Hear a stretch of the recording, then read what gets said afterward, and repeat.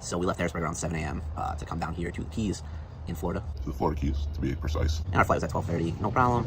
Check in, get on the flight. It was surprisingly easier than expected with a Toddler. Yeah, fun. Get on our plane, and we're sitting there. It's about 10 minutes after we're supposed to take off, and everybody's kind of wondering what's going on. And the pilot comes over the intercom, and he's like, "We would like everybody to behave, respect everybody, and listen." And we're like, "What the hell's going on here?"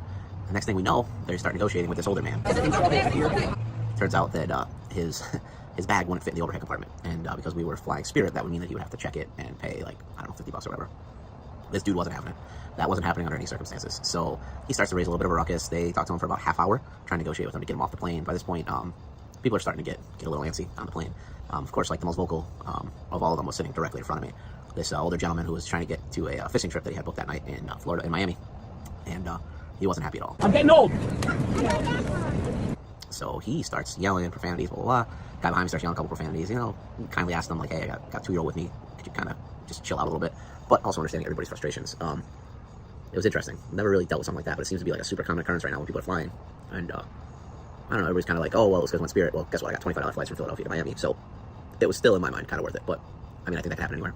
So now the guy in front of me starts singing West Virginia and trying to get the whole plane to sing along. River, the light is rolling my feet, country road.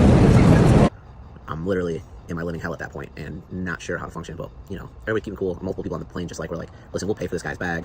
Apparently that's not allowed for whatever reason. So finally they're like, "All right, everybody needs to depart the plane.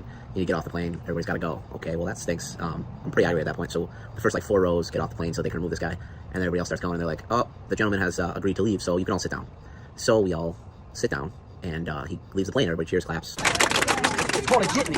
It's called a jitney. Momentary joy. We're at this point about 45 minutes after we were supposed to take off.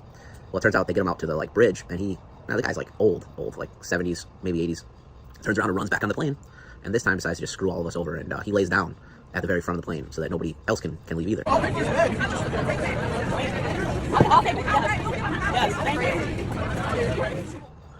At that point, I feel like there's not any less consideration that you can have for any person in the world. Like, you're already going to jail for the first thing, probably holding up the flight and everything like that. Now you're laying there, and not only are you going to jail, but you're ruining 200 other people on the plane's experience, vacations. The guy behind me, like, had booked reservations at some, like, fancy Miami restaurant that, like, has like a year wait to get onto the waiting list for reservations, and he was, like, losing his mind.